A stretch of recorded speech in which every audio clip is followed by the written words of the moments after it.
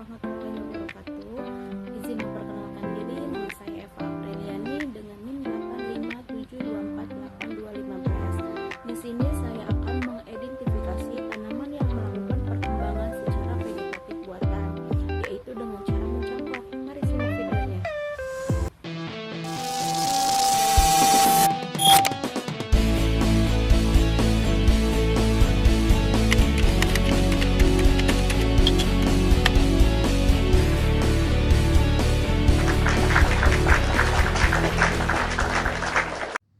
Halo teman, pernah punya pohon dan pengen punya duplikatnya tanpa harus nunggu bertahun-tahun dari biji? Jawabannya adalah mencangkok. Hari ini saya akan tunjukkan cara mencangkok yang simple, hemat tanah, tapi tingkat keberhasilannya hampir 100%. Yuk kita eksekusi.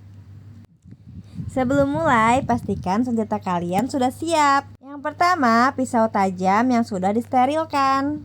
Yang kedua, media tanam dengan campuran tanah subur yang sudah dibasahi.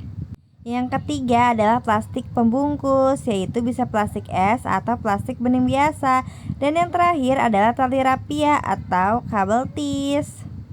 Nah, ini prosesnya teman-teman.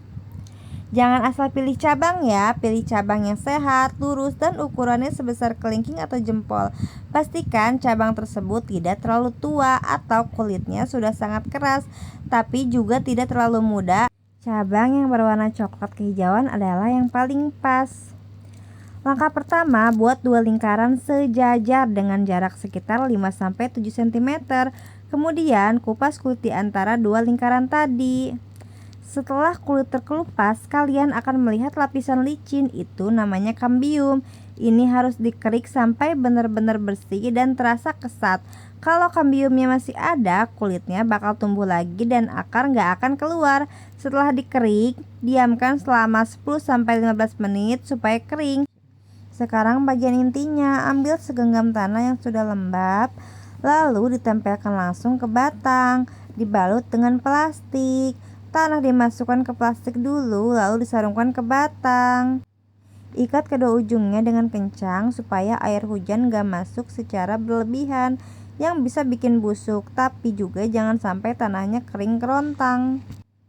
Pastikan media tetap lembab. Kalau terlihat kering, kalian bisa suntikan sedikit air pakai jarum suntik atau lubangi kecil saja untuk penyiraman.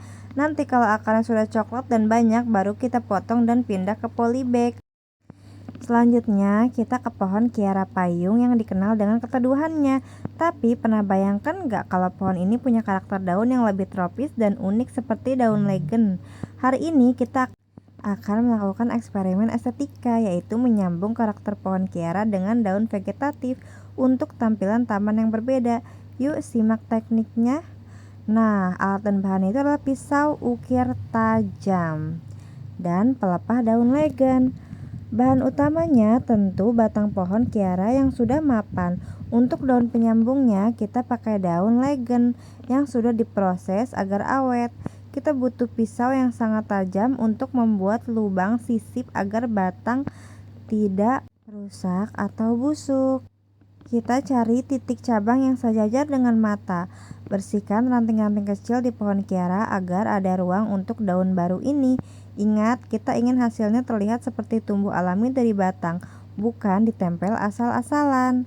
Gunakan teknik side grafting buat torehan miring pada batang Kiara sedalam 2 cm. Lalu pangkal pelepah daun legend kita raut seperti baji. Seret, masukkan perlahan, pastikan posisinya mengunci. Teknik ini meminimalkan kerusakan pada jaringan pohon Kiara agar pohon tetap sehat meski kita sisipkan ornamen baru. Nah, sebelum benar-benar kita kunci, perhatikan ornamen daun legend ini. Karena daun legend punya karakter menjari yang lebar dan kaku, kita perlu melakukan penyesuaian proporsi. Potong sedikit bagian ujung-ujung daun yang terlalu panjang agar bebannya tidak menarik batang Kiara ke bawah.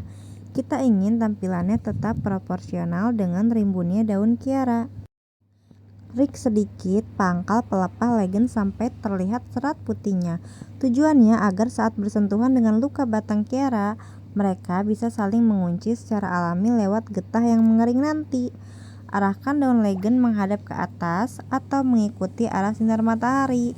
Ini adalah trik visual supaya orang melihatnya seolah-olah daun ini memang tumbuh mencari cahaya, bukan sekedar hiasan yang jatuh. Sekarang kita masuk ke tahap akhir. Gunakan tali serat alam agar warnanya senada dengan kulit pohon kiara yang abu-abu kecoklatan. Lilit dengan kuat, tapi jangan sampai mencekik batang utama.